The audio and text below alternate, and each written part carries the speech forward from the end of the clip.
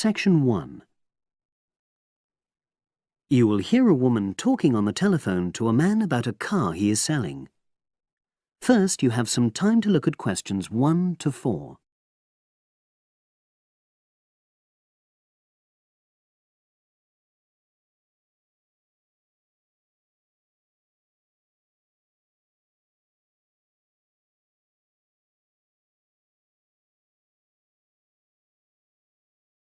You will see that there is an example which has been done for you. On this occasion only, the conversation relating to this will be played first.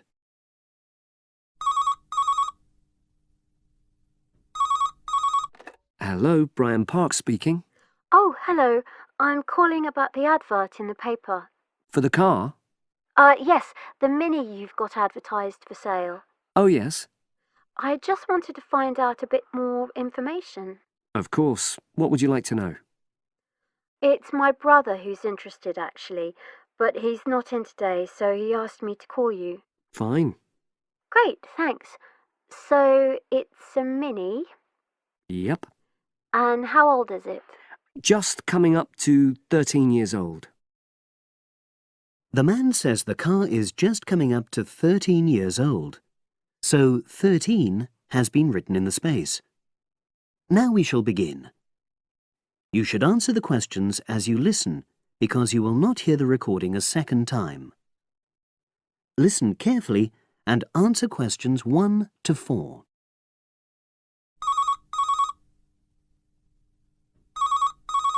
Hello, Brian Park speaking. Oh, hello. I'm calling about the advert in the paper. For the car? Yes, the Mini you've got advertised for sale. Oh, yes. I just wanted to find out a bit more information. Of course. What would you like to know? It's my brother who's interested, actually, but he's not in today, so he asked me to call you. Fine. Great, thanks. So, it's a Mini, Yep. and how old is it? Just coming up to 13 years old. And I seem to remember from the ad that it's grey. That's it. Doesn't show the dirt. Absolutely. Anyway, the colour shouldn't be a problem for Jeff. You know, the important thing is the quality. Yes, of course. And what about mileage? With it being pretty old, it's probably over 100,000? Actually, it's 40,000 less than that. 62,000 on the clock. Great! I remember now. I'm confusing it with another ad I was looking at. Right. Pleasant surprise then. Yeah. Have you been the only owner, or was there a previous one? I'm the second one. Before, it was owned by a teacher who was a very careful driver, didn't have any accidents. Very good. And what about you? What do you tend to use it for? I haven't used it all that much, mostly for shopping. You know the sort of thing. So not much wear and tear. I'll make a note of that. I know Jeff wanted me to check that. Right. Before you hear the rest of the conversation, you have some time to look at questions 5 to 10.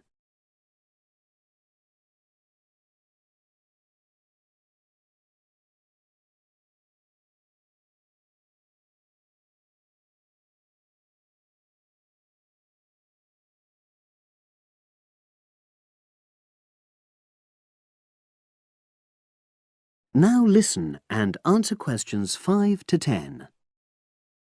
Now, about the price, I see you've got it down as £1,250. I'm not sure Jeff will be able to come up with that amount. In the ad, I did say 1,250 or nearest offer. So would you be prepared to go down to 1,000?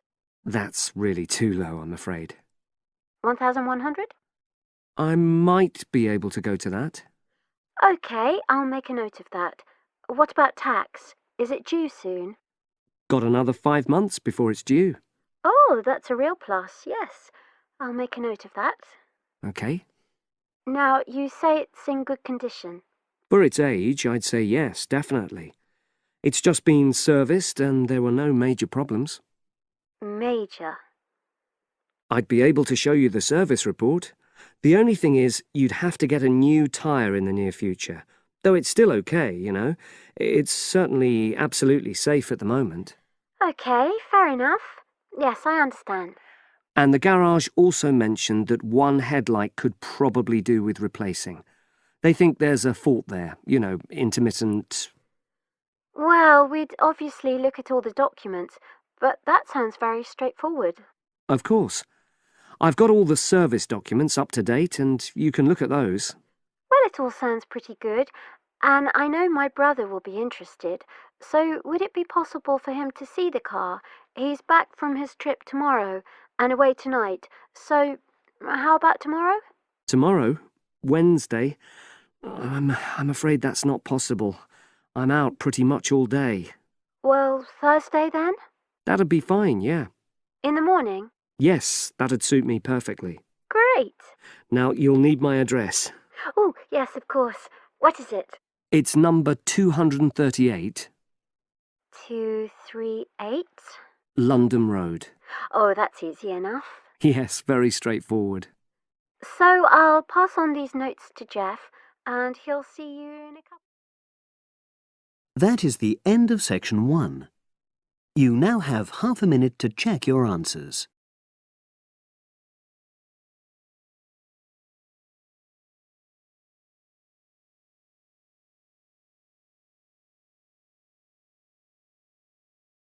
Now turn to section 2. Section 2. You will hear part of a podcast for visitors to the popular holiday region called the Trelaw Valley. First, you have some time to look at questions 11 to 14.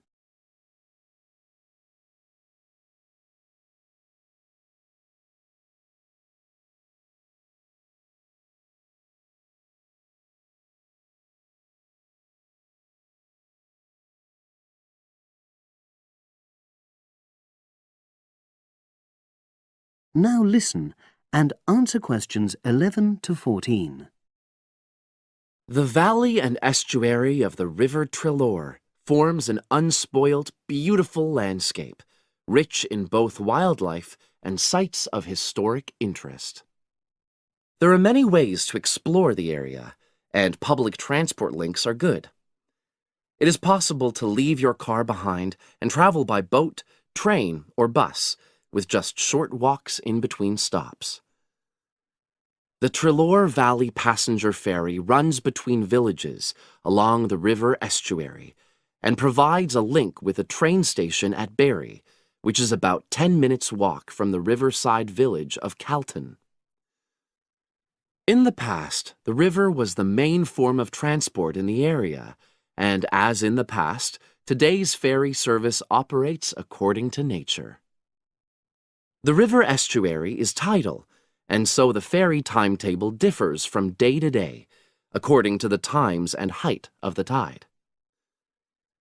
The ferry is also seasonal, normally running between April and September, depending on the weather. A timetable for the whole year can be downloaded from the internet by visiting www.trelawferry.co.uk. If you just want to sit and relax and enjoy the lovely scenery, you can take a river cruise to Calton and back from the nearby city of Plymouth. In the past, steamships brought early tourists along the same route. Queen Victoria and her family enjoyed such a trip in 1856. The journey is quicker these days. The round trip takes between 4 and 5 hours, depending on tides and weather. If you prefer, you can travel upriver by boat and return to Plymouth by train. All cruise boats and trains have wheelchair access. For more information and for departure times, ring Plymouth Boat Cruises on 017-528-23104. Trains run several times a day throughout the year between Calton and Plymouth, with various stops in between. They are used by both local commuters and tourists who want to enjoy the beautiful scenery. The highlight of the journey is crossing the river on the stunning viaduct, which was built at the beginning of the 20th century and towers 120 feet over the water. It is unnecessary to book, and tickets can be bought on the train. For information about fares and timetables, contact National Rail Enquiries by phone or online.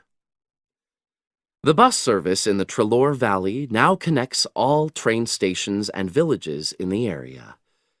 Especially for holidaymakers, there's a Rover ticket which can be used at weekends and on national holidays and allows unlimited journeys on those days. The Rover ticket provides great value for money and is now even cheaper than it was last year. An adult ticket costs £5.50 a day.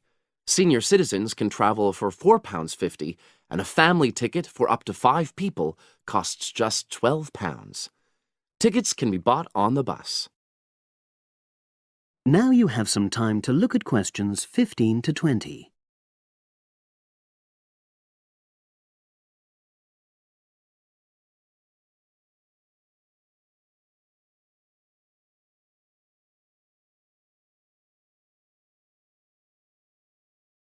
Now listen and answer questions 15 to 20.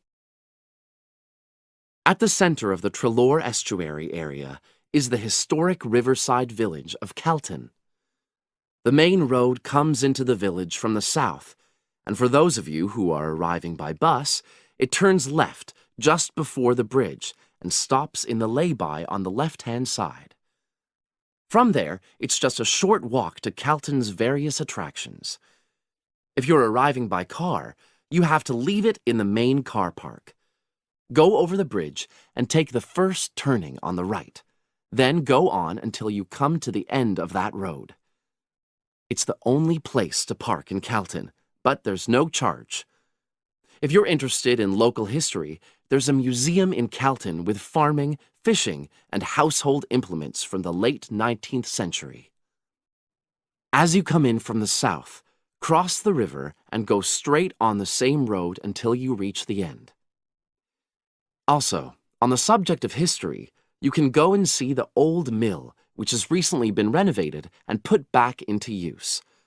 Turn left before you come to the bridge, then go straight on and then take the first turning on the right. This leads straight there. If you're interested in arts and crafts, there's a potter's studio where you can watch the artist at work. After crossing the bridge, turn left, and it's the second building on the left. Finally, when you feel in need of refreshments, there's a cafe opposite the old boathouse and a picnic area near the mill. That is the end of section 2. You now have half a minute to check your answers.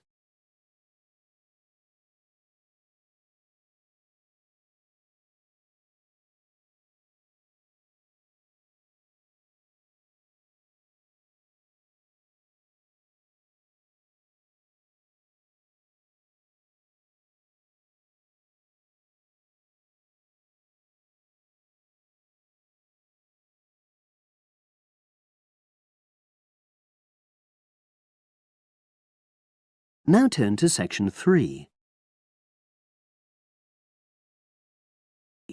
Section 3. You will hear 2 geography students talking. An older student, called Howard, is giving advice to a younger student, called Joanne, on writing her dissertation. First, you have some time to look at questions 21 to 24.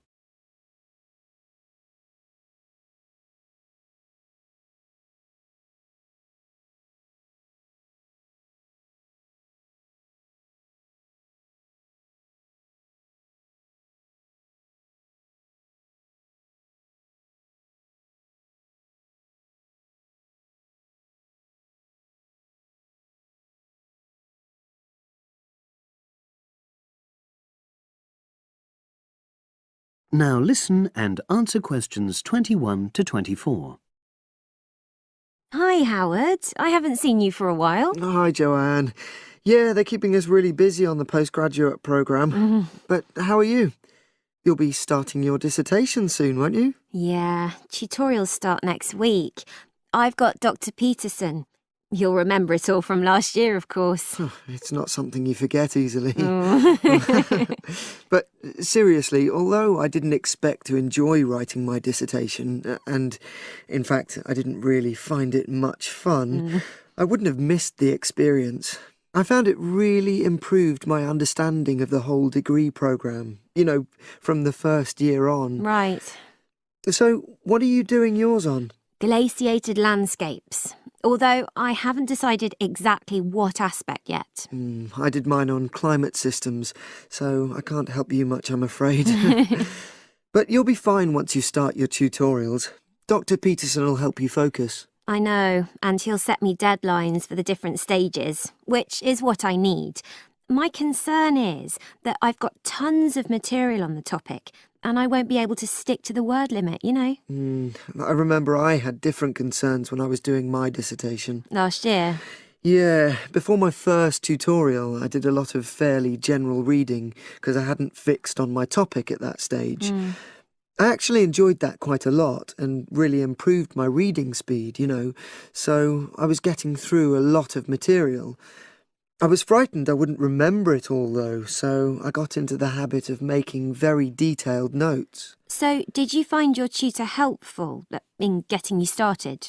Yeah, we certainly had some interesting discussions, but it's funny, I saw a brilliant programme about climate change, and it was that really fired me up.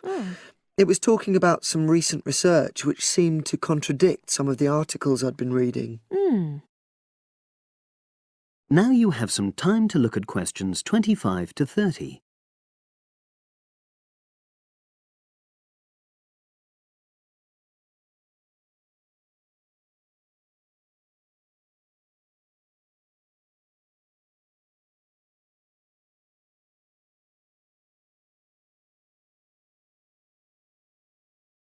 Now listen and answer questions 25 to 30.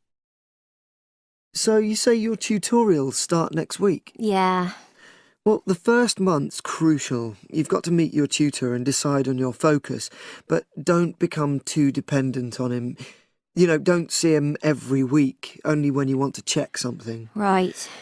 Once you've got the focus, you've got to get reading. It's helpful to look through the bibliographies for all the course modules relating to your topic, and get hold of any books you think you'll need. I haven't got much money. I mean, get the books from the library, far better. And I suppose I should prepare a detailed outline of the chapters? Yeah, absolutely. But don't feel you have to follow it slavishly. It's meant to be flexible. OK.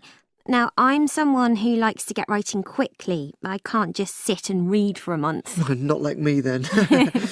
But if that's what suits you, your natural approach, then you really ought to start immediately and write the first chapter. Right. Now, Joanne, about the library, it's worthwhile getting on good terms with the staff. They aren't always helpful with undergraduates. I suppose they focus on postgrads more. Maybe. But show them you're serious about wanting to do good work. And what if I can't find what I need? Well, there's interlibrary loans. Borrowing books from other libraries, but I've heard it isn't all that reliable. You're right, but you probably won't need it anyway. Be positive. The library is likely to have most things you need. And during the dissertation writing period, you can take out 15 instead of the usual 10 books. Should I look at previous year's dissertations? You can do. But I won't know which are the good ones. The library only keeps the best, and the staff can advise you. Are they willing to do that? Oh, yeah. And I'm worried about getting journal articles from the electronic library. Well, have you tried to find any yet? No. Well, you should. It's really straightforward. That's obviously something I'll have to look into. Dr. Peterson will help. Yeah, I know I can go to him if I have any worries. Except he will be away in the second month. It's the holidays. You should ask him what to do while he's away. Gosh, yeah. But I suppose I can get a lot of support from course mates. I know a couple of people who are thinking of doing the same topic as me. Take care. Collaboration can become dependency. I think you'd better see how that works out, what the people are like. You're probably right. About other reading, I suppose Dr. Peterson will recommend plenty of good articles to get me started. One thing I'd find out is what his attitude is to internet sources. Surely not in this day and age. I'd better get that sorted out right at the beginning. I would if I were you. And I've also got some questions about the research sections. How much time I should spend explaining the process? Well, I think that's up to you. You can see how it develops as you're writing. OK. It's the same with things like time management. That's something a tutor can't really help you with. I agree. So, is there anything else you need me to go over? That is the end of section 3. You now have half a minute to check your answers.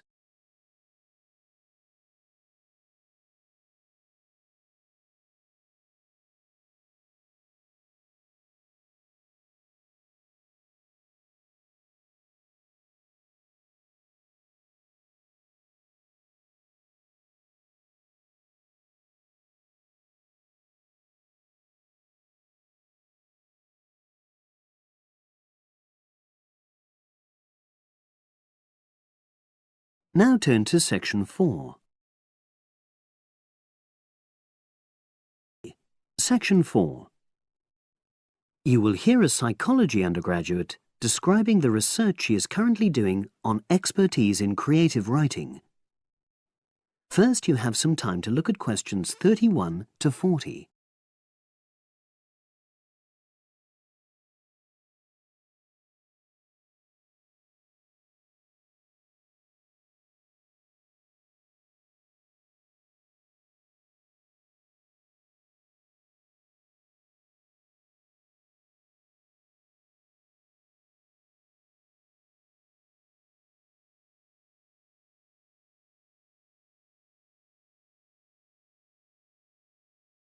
Now listen and answer questions 31 to 40.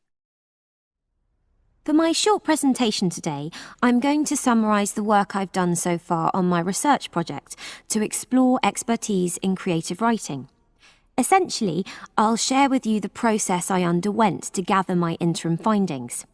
First of all, I should give a little relevant background information about myself.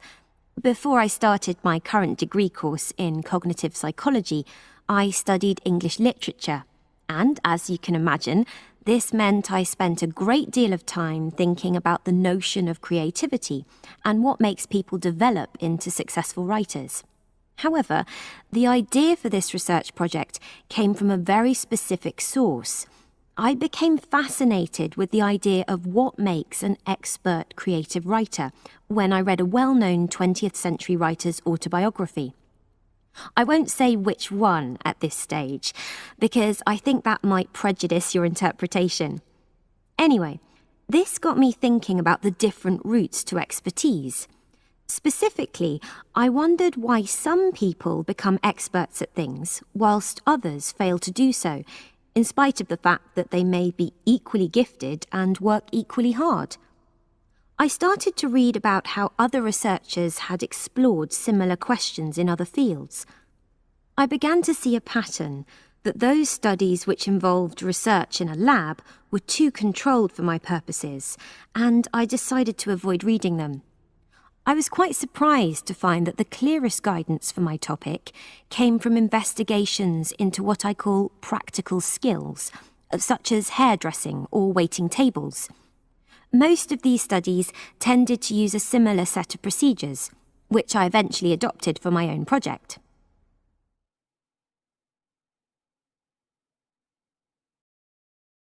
I'll now explain what these procedures were.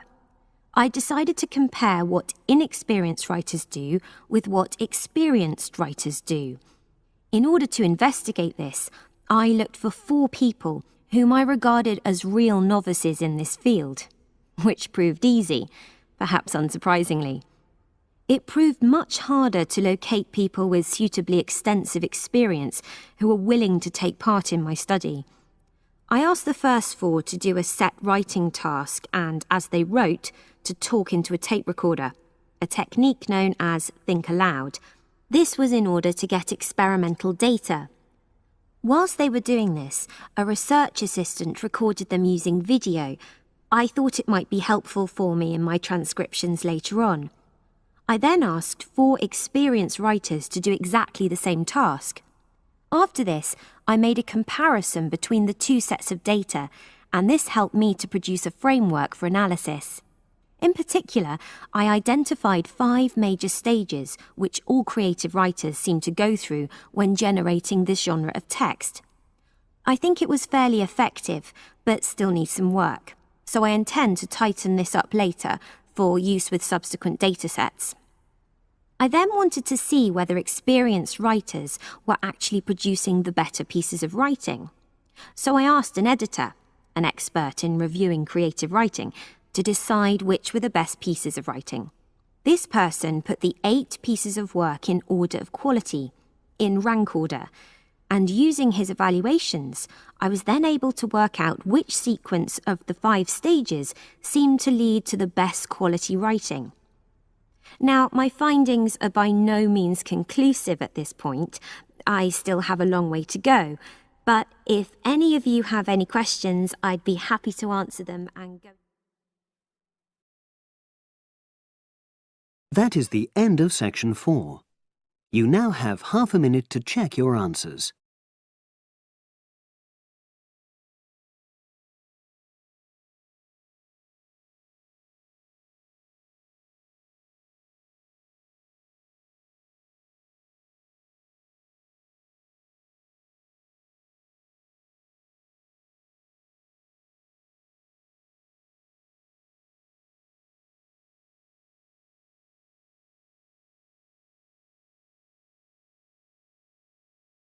That is the end of the listening test. You now have 10 minutes to transfer your answers to the separate answer sheet.